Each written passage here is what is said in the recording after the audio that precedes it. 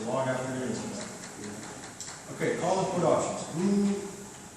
Who grows canola first? Does everybody? Not quite everybody? Not yet? Maybe? Yes, yes, yes, yes, yes, yes. Okay, so somebody somewhere along the line has talked to you about options, yes? No? Yes.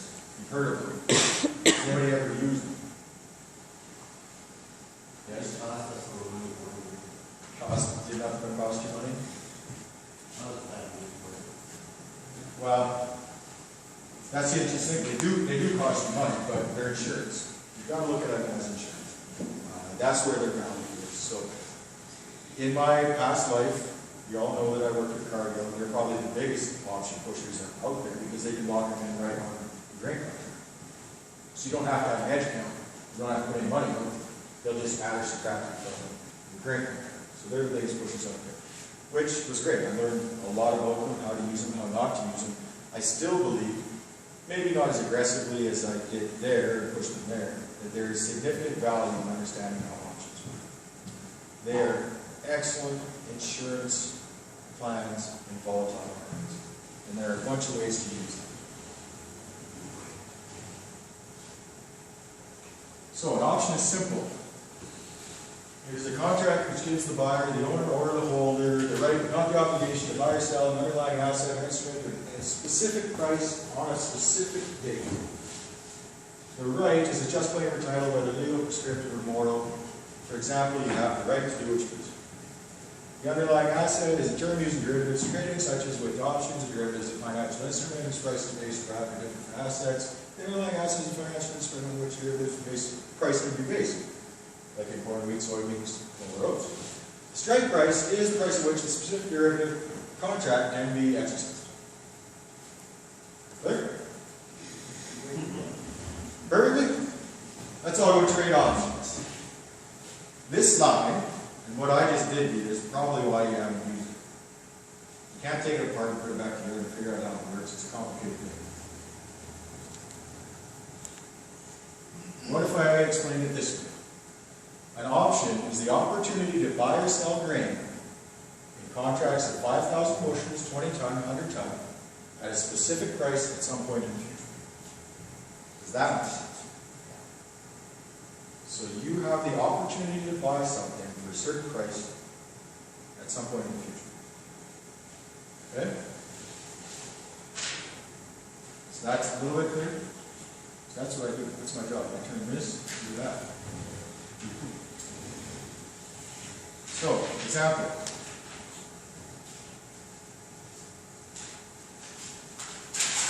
Let's work this example. So, purchase the ability to buy canola for $4.70 metric ton. Anybody know where it goes today? January? $4.65, something like that?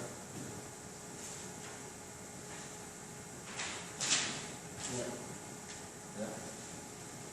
Okay, so canola, the price today is $4.65. I have here a contract for $470 that gives you the right to buy canola for $470. Who wants to buy the opportunity to pay $470 for canola? Let's support you buy it for $4.65 right now. You want this? No. Yeah, it's not worth a whole lot. But this is good until January. Now who wants to buy? Maybe. Now it's worth something. Okay, so that's how it works. You get a contract that gives you the right to buy canola for $470 a ton, and you've got basically 6 weeks, right? So there you go. $25. It's all it can ever cost you. Worst case scenario, you put it out there. And that's a guess. That's not what options are actually trading for today, but an at-the-money option. $25 a ton, you say? About $25 a ton. Yeah. So you pay me $25 for that contract. Is it a good deal or a bad deal? Well, I don't know. I got 6 weeks to find out. 6 weeks later, Christmas Day.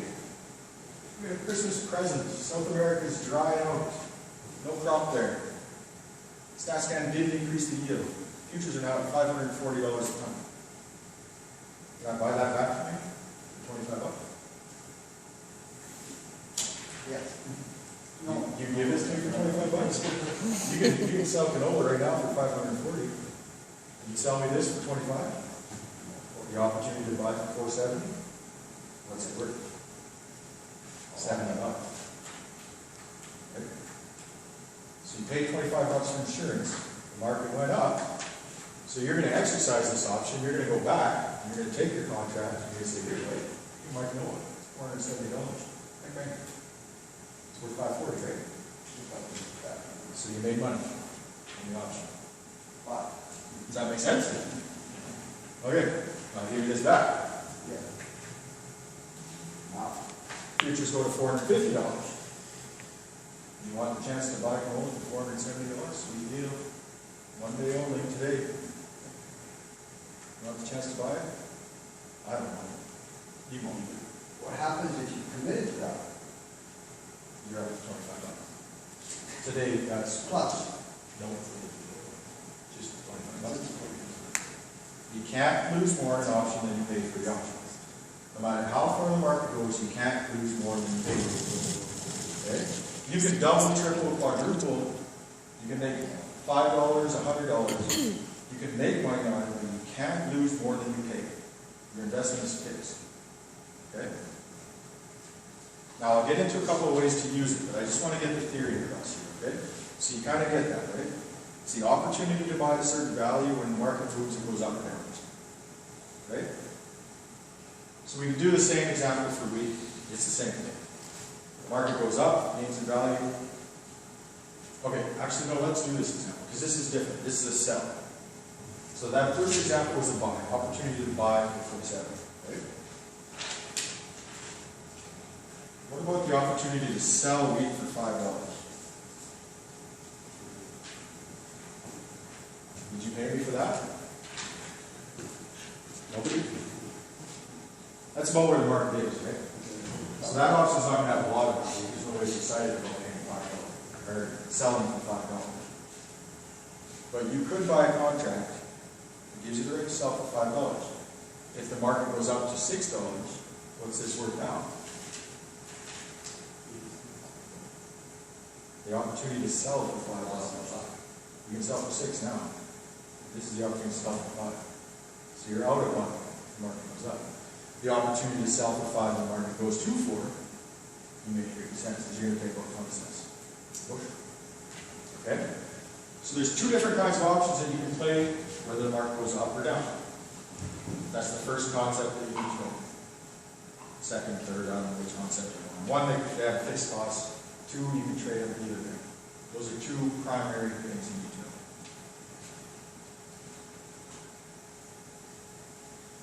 So, the stock price, option type, small option, value goes up, market goes up, value goes up, market goes down, value goes down. Put option, stock price goes up, value goes down, value goes down, market goes down, value goes up. Clear, clear, clear. I love that. It's sweet. That's all I need. If you're trading options, and you want an option to protect you when the market's going up, you want put. You want an option that protects you when the market's going down, you want put. That's all you need. All in two ways.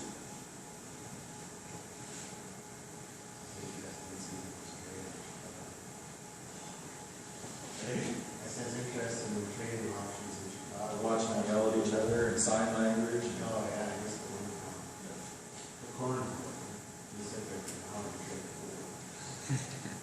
But that euro dollar is interesting. I actually wanted to do that for a living. It's for about 5 minutes.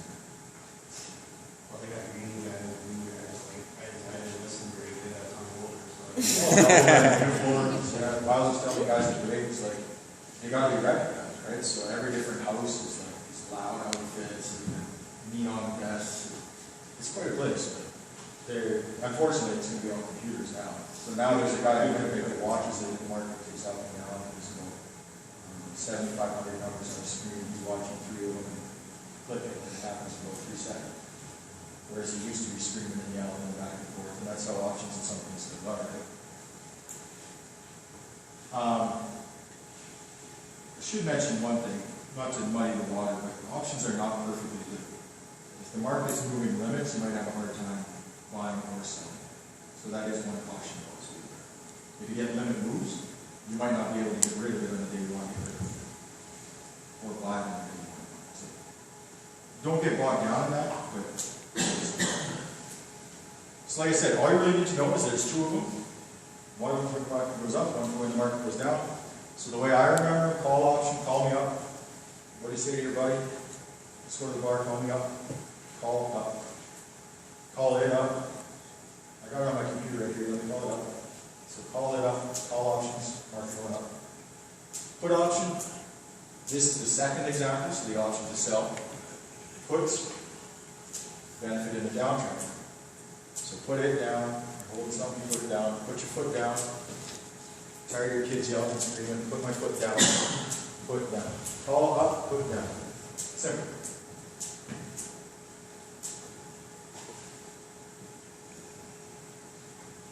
Okay, so let's stop there. So any questions on the strategy? I'm saying simple, I realize it's not, so don't be sure. Questions?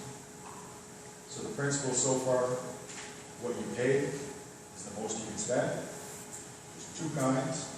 One helps you on the way up, one helps you on the way down. I have a question. As a producer, why would you want an option to buy? Why would you want an option to buy? Yeah. What else do you do if you're getting sold and the market's going up? Okay. A producer can't easily buy if he's bullish. He can buy an option. Right? So it's either buy your neighbors or you can put it in the bin or buy an option. So that's why a producer would want to buy. And the two strategically can be used almost interchangeable. But they need an option on both sides for the market to be liquid as well. So, and I'll show you some examples of how I would use or have used them in the past. These are there. But you're basically using this whole thing as an insurance, like as a cushion. Most of the time. So, call option. What are you betting on with the call option? Well, it's going up. You guys are tired of me. Okay, price up. Call option, price up. How would you use a call option? Now, floor price with upside. You've heard this before somewhere. I know you have. Somebody's told you floor price with upside before. That's an option strategy. So what you're doing is you're selling your canola for $4.70 a ton today. Okay? So this is what you get paid. You're buying a call option for $25. Floor price for $40, right? So you're establishing a floor price. Now, why would you can get $4.70, why would you want it for $45? In case the market goes up. So in our example where the market went to $5.40,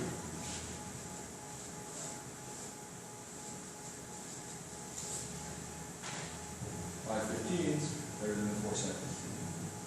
So it's not perfect, but you managed to stay in the market. So you had a floor price, you knew the worst you were ever going to get, and the market went up, so you got a piece of that action. Okay? Now, if the market had gone down, you'd lose that whole premium and you'd be sitting on the floor. But you don't feel too bad because the market's lower than this and everybody's lower than the floor. So you look at it as insurance, and like Pat said, I've done it before and I did nothing to lose money. If you get a put option or a call option this way, and all you did was lose money, it means you made a good decision selling. You didn't use your insurance. The good decision was to sell it. So with both puts and calls, you can do floor price with upside. So if you got wheat in the middle of the range, so wheat is traded, it's at $5, now it's traded at $9. It's sitting at $7.50, $8, and the next crop could drive it $1.50 a bushel either way. Take the $7.50, buy a 20-cent option, and you're protected. You got your floor price, you're still in there if it goes to $9. So if this strategy is for a middle of the road, I'm not sure. This market is volatile, it can turn on a dime. This is where the insurance is used. And sometimes the insurance is cheap too. I've used it in other ways. Lots of other ways. If you sell here and the market goes to here, I'll buy that call all day just in case it goes through because I'll pay pennies for it. I've done that. You can return to the market after selling cash. So here's one of the reasons why you buy an option to buy. So you buy a called option after selling cash. You sell your grain. You've got no more grain left to sell. And it looks like the market's going to go. How do you participate if you have nothing to sell? You can buy back in with a call option and profit from the paper. You don't have to have the grain. So this gives you an opportunity to participate if you want. Basis contracts right now. I'm going to be timed out with a bunch of wheat basis contracts in December. Markets suck. The spread is wide. I don't want to roll those basis contracts, so I'm going to have to just take my lump. Now I have to decide, is it ready to go? And I can decide that now, I can decide it later, I can decide it in 6 months. Yeah, I'm going to take my lumps on that contract. But I know that I can always get back in if the market looks like it's ready to go. I don't ever recommend buying options for sport or for fun. This isn't something to do if you're hoping the market's going to go. But if you see Russia going to the Ukraine, and you see technical signals at the same time, and you're at a seasonally strong time of year, these things can really make you money. So they can be insurance, or they can make you money. And that brings me to the last way to use it. You can hold the option in the rising market, so you can double up. I've got canola in the bin that's worth $4.70. I'm bullish. I don't want to sell it. I'm hanging on. Throw the option away. Not happening. I'm so bullish that I'm going to buy an option that goes up in the price of the market. So now your unsold canola goes from $4.70 to $5.40. Your option goes from $25 to $70, and you increase the balance or accelerate the trend. So there's a lot of different ways to use them. A lot of different ways. And keep in mind, spring wheat and canola. I'm not in a position right now or of the opinion that you should start speculating on other crops and trying to cross-hedge against soybeans or corn. Stick with the crops you know. Use them as a price hedge. I'm not a big believer in speculating on them. They're just too expensive. That's really not what you're in this to do, I don't think. For most farmers are in it just to trade paper, and you probably got better things to do, things you'd rather do. So that's the call option. So the option to buy at a specific price, you have to sell by a specific date. 3 different ways you can use it. There are hundreds of combinations and strategies. That's the 3 that I would stick to with grain markets. Basics. Put option strategies. Okay, put. Protects you from your own. Floor price with upside. This works exactly the same as selling your grain and buying a call. So sell your grain, buy a call. You're protected from the downside, you make money on the way up. You can buy a put, which increases on the way down, and leave your grain unsold and accomplish the same thing. The market goes up, your grain goes up. The market goes down, your option protects you. So you can sell and buy a call, not sell and buy a put. Both are a floor price with upside. So those are your insurance, uncertain, middle of the road stuff. 2 ways to do it. And really what it comes down to is, do you have the grain or not? If you want to sell the grain and the grain's gone, well, now you're looking at a call. If you have the grain, you're going to use it. So it depends on your actual inventory, which of those I would suggest, but they're going to work exactly the same. You can profit now from dropping futures. And this is one that I've only actually used once, and it worked. You've got to be really bearish, and you've got to be right for it to work. But it does still give you a floor price. So the example of this one was 2015 now, 2013. So 2013 was our logistic bottleneck, right? Futures for spring wheat were pretty good, but the basis was like $2 under. Futures were very bearish. It was the writings on the wall that there was supply coming and the market wasn't really going up. So sold the grain, took whatever it was at the time. It was like $8 minus a $2 basis. So it took my $6 at the time, bought a $6 or bought a put at the $8 futures. Futures went to 6, I made $2 in the put. So the market went down by $2 from 8 to 6. My price went up from 6 to 8. sides, right? But you gotta be confident. I call it medium risk because it does have a floor. Right? If you sell and you buy a put, what you sell for minus what you pay is your floor price. So it's medium risk, the price can't go to zero. So medium risk. But if the market goes up, you're out your investment and you're out your upside opportunity. So you don't want this one to go against it hurts. So this isn't an insurance play. This is a little bit more aggressive, a little bit more risk. But still medium risk, because it can only be so bad. You know how bad it can be. So you don't do this at $5. Don't do that today. Please, don't do that today. I'm not saying that we're on the floor, but don't sell and buy puts today. Historically, the levels that we're at. This is a strategy when you're in the top 5 or 10% down. So if you get no over 500, or over 600s there, in the 500s I look at even strategy. No in the 600s, reach in the 8s and 9s. When it's up there, this is something you might want to look at. Puts, you can also speculate. So you can say, hey, I know the price is going down. I really don't want to sell for this price, but what can I do to make money? You can just trade the option. So you take the option to sell, the market goes down, you make a profit, but you're out all that money on your brains. So if you're going to speculate on calls or puts, you want to be an active trader.